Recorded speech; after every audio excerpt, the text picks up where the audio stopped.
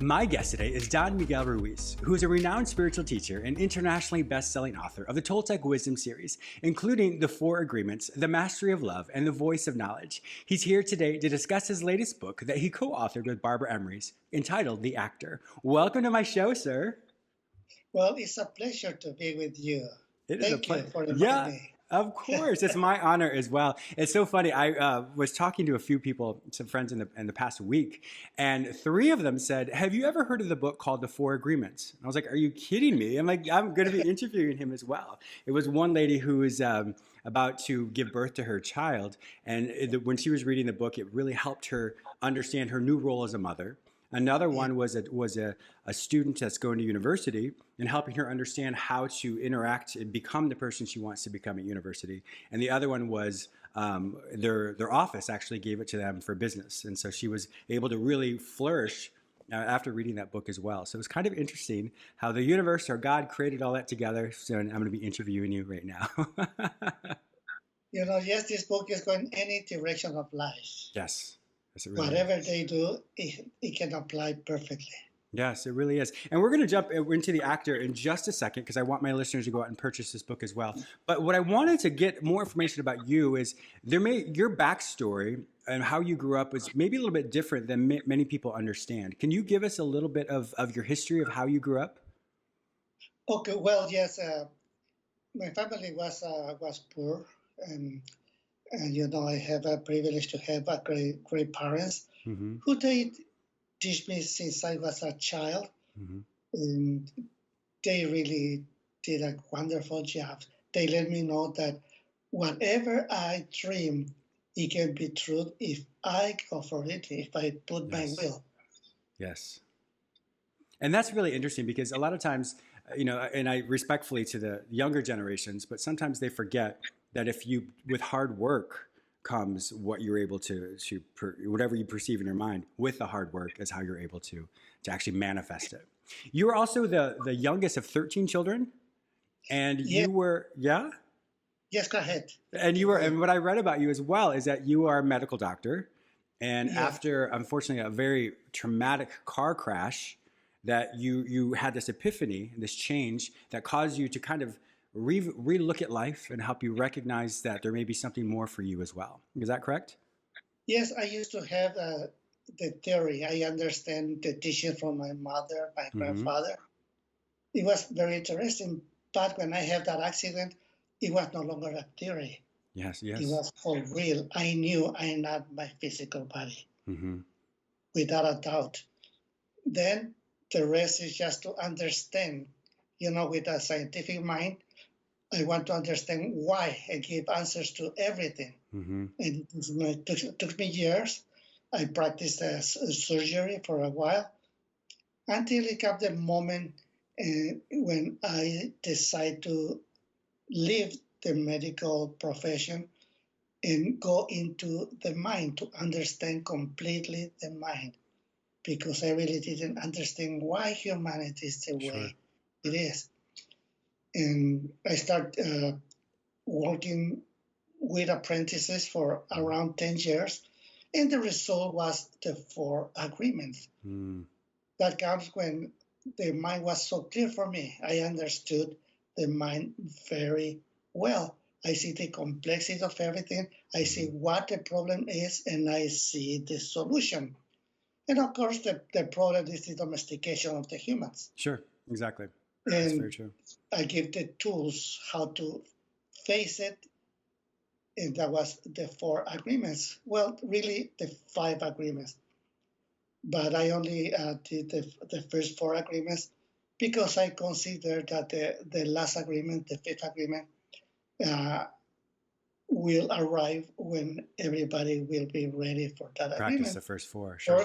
Fortunately, my son Jose decided to publish that book, and I participate by speaking about the first 4 agreements. That's amazing. It's so interesting how we have a certain path, and then life happens. And then when that happens, we then have a choice. Do I go with a new version of who I am, who I should become, or do I stay where I was before? And I think it's such a powerful lesson for all of us that it's important to be open to all different opportunities, because opportunities will continue to come in our life. And if we're not prepared for it or look for it, unfortunately, we will stay where we were before.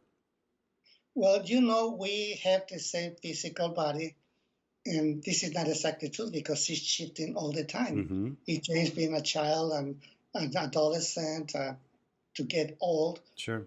We live in that physical body. What really is important is the transformation of the mind, how Yes. we shift the way we perceive everything, how we see our world shifting all the time, and the role that we play in humanity. And I think that's a great transition into your book, The Actor. And the reason why is because, like you said, in everything we do, every place we go, we change and become someone else. For example, I'm talking to you right now as a radio host, but when I'm talking to perhaps my little dog, or I'm talking to a friend, perhaps the role I play is going to be different. And the understanding of who am I and what am I doing allows me to be much more succinct with it, or allows me to be much more successful with it. What was the reason for you to write this book? When you and Barbara sat down and said, let's write this, what was the reason behind that? Well, you see that all my books have a logical sequence. Mm-hmm, mm-hmm. Then a book before this one, it was the 3 questions. Oh. And after that, we decided to create a series of 4 books, at least, the Mystery School, where life is the teacher, is the master, and is revealing to us step by step. And the first book is The Actor. We understand, we know without a doubt that we all are actors, even if we are not aware of that. We are acting all the time.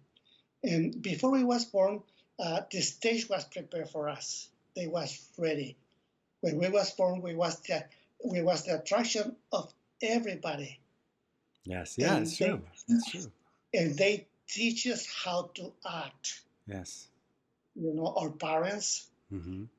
our brothers and sisters going to school, they teach us how to behave. They was expecting for us to be in a certain way, and everybody have a different opinion of us. Yes. Which means that we have critics all around. Yes.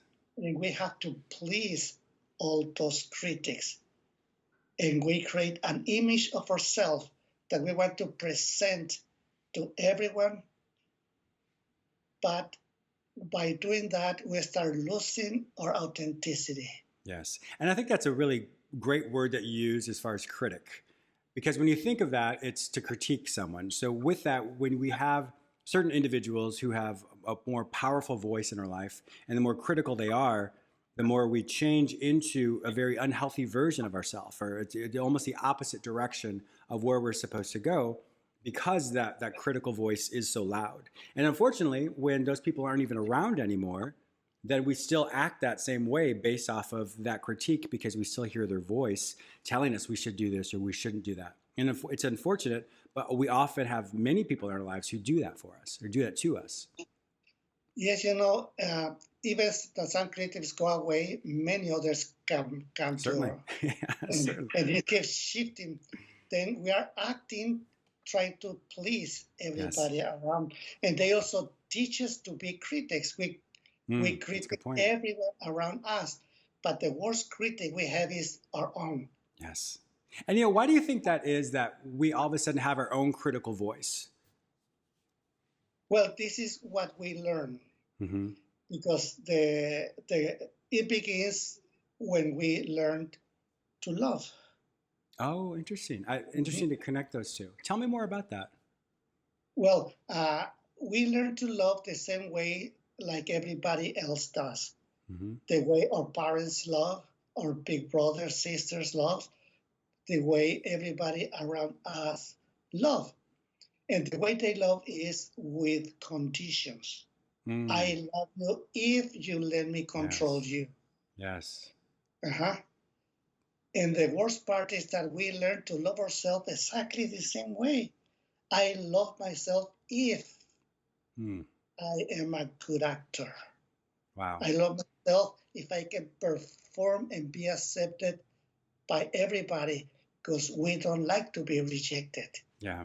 That's why it's so important the opinion of everybody around us.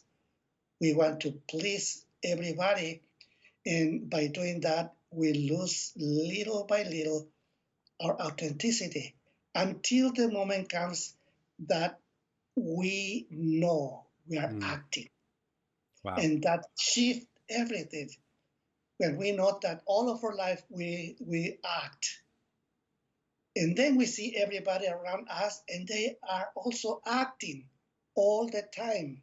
It puts a different perspective in there when you realize, oh, they're acting at this time. This may not be their authentic self.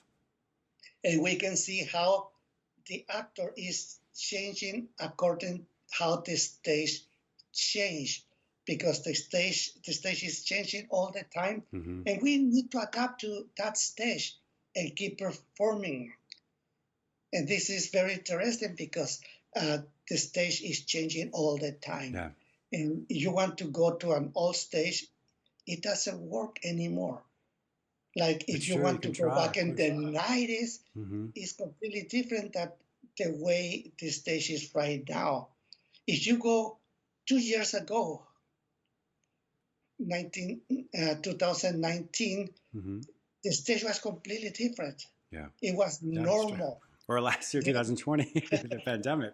Then, then in the 20, they changed the It stage for the certainly entire does. world. Yes. And I like And that because we often revert back to, people will say, when I was, in my 20s, I really miss when I was 20 years old or however old. And they try and relive that, recreate that. But you're absolutely right. My thinking back then was limited based off of how old I was. Now I have a lot more life experience. And what do I do with that? But if I continually try and do the same patterns or same habits, it's not going to work for me today. There's no way it will. no, and the stage changed completely. You are not the same that you was 20 years ago. Yeah. There are three And you questions. never will be. Yeah, exactly. Yes. I'm sorry to interrupt you. There are three things that your book talks about. It says you're acting all the time. You believe the roles you play, and you believe the roles that others Yes. play. In this book Yes. here, how do you help people just have that recognition or that awareness that someone is always playing a role, or in other words, that someone may be having their own inner critic talking to them the whole time, coaching them to play the role. How do you help people kind of live their life in a very authentic way? Well, it's very simple. Once you have that awareness Mm-hmm. and you see that your whole life you are acting, trying to please all the critics, and you see how many times you sacrifice yourself in True. order to please these people who want you to be the way they want you to be. In that point, you no longer accept that Mm-hmm. because now you claim yourself as an actor I like that. and you recover your authenticity step by step. And you know you're recovering that authenticity because you no longer give your power to all those critics. You no longer live your life to please other people. Yeah. Now, finally, you think in yourself and you stop sacrificing. And of course, your life will be better and better and better because then you discover that you're the one who write a script. Yes. And you keep writing the script all the time. We cannot blame anymore other people to make us be what we don't want to be. Then you can see how your authenticity, Yeah. you're recovering and you can become stronger and stronger. I really like how you say that because you think about, as an actor, that's one role you play. And then as you take your power back, then you evolve to another role as a screenwriter, as a director. And so it's the evolution of who you are as you have that awareness. And so once again, you get to play more roles, the more awareness you have. And I think that's really important because as a screenwriter, as a director, you are the one who directs how your life goes. You direct how you respond. You direct how you think. You direct what you do. And with that, it doesn't allow for situations, once again, to dictate what I say, what I do, how I interact with others. In the book, You do you know, give... Oh, go ahead, go ahead. okay, the only thing that perhaps you don't have control over is the stage. Correct. Yes. The stage keeps The changing even if situation. you don't want to. Yes. Then when we know that as an actor, you will adapt to whatever is changing in the stage. And because you have that awareness, you have advantage to everybody else because they don't know. They just suffer. Then you can decide to be either the victim, the villain, or the hero. Oh, I like And that. you can be the hero all the time. That's what you want. Yeah, it's funny. It's funny when you say that because you're right. There are times I'm sure I don't realize, but I do play the villain. You know, I may not be the nicest person and don't realize it, but you're right. I subconsciously choose to play a role that I didn't realize I was playing, but the situation, I've allowed the situation to tell me, to influence me what I'm going to say and what I'm going to do, which is quite funny when you say that. You know, that is important because there are many people who are very rigid. You know, I know for me, I really like my schedule. When my schedule, it's set and it's sound, I feel very good and I feel successful. But when life, as the stage that you were talking about, when that happens and when it changes, if we're too rigid in how we think, well, I need to act this way, I should do this thing, then unfortunately it doesn't allow for, like you said, the authenticity of who we are. How would you help people not be so rigid when it comes to the stage or when life happens? Well, you have to see that you're not the only one who's playing the role. There's many people around you, and perhaps in their script, you are the villain or you are the victim. Oh, it's true. And maybe you are the hero.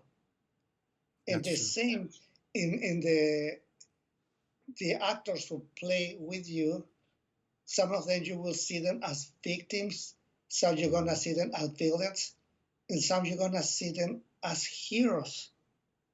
Wow, that's true. Then, How would you then have like, for example, if I'm talking to you and I have a perception of who you are, which I think of you as a hero, when I have this opportunity and I do think of someone as a villain or I do think of them as a victim or whatever it might be, what would you have us look at to say, I want to choose to look at them as a hero, but I currently see them as a villain?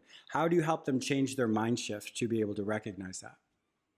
Well, first of all, you have to understand that every single human has his own stage, and they are the main character in what they're playing. Everybody else is a secondary character. Then we cannot know the script of anyone who plays around us. We only know our own. And for sure, none of those are real. Yours is not real. Theirs is not real either. Then when you understand that, we go to that fifth agreement. Be skeptical, but learn to listen. They're skeptical because you know no one has the truth. Exactly. Not even you. Correct. But if you listen, you have the opportunity to get the best from everyone. And that help you to improve your life. Yes. Write a better script for yourself. And even if we don't like what the other person has said or what they've done, there's still an opportunity to learn. So I can learn from them by saying, okay, well, that's, for example, that may be something I don't want to do in my own life, so I'm not going to do it. Or I'm really interested in what they said and what they've done. I want to practice that. So even if we don't like what role they play, we still have an opportunity to grow and develop ourselves. Yes, you can learn from their mistakes before you do yours. Which I think is great because I would rather not have the mistake and have them do it for me. Now you know it didn't work for them. What makes you think it's going to work for you? Exactly. That's a really good point. But it's funny that you say that because we often do that anyway. We can see someone struggle and then we do it ourselves. And if we just do what you just said, as far as if it didn't work for them, why would it work for you? But if we have that awareness, and be skeptical about it and say, well, why would I do it? So it could stop us from going through a lot of heartache and pain. Then you will say no when you want to say Yes. no, or yes when you want to say yes. Yes, exactly. That gives you a lot of power. Yes, it certainly does. Well, unfortunately, Don Miguel Ruiz, our time is up. It has been an absolute pleasure having you on my show. Our time literally flew by. If my listeners want to find out more information about you and to purchase this book, The Actor, that you wrote with Barbara Emrys, where would they find this information online? Well, go to my web page. Okay. They have all the information about me, about my children, and all the activities that we do. Wonderful. What is the website? In my web. Is it donmiguelruiz.com? Yeah. Perfect. And you have information about my children and myself. Oh, I can't wait to see that. Well, if my listeners aren't able to find the information any other place, simply go to jamesmillerlifeology.com. In the show notes, you can find the information about The Actor and Don Miguel Ruiz. Thank you so much for being a fantastic guest on my show today. You're welcome back anytime, sir. Oh, thank you. Blessing for everybody.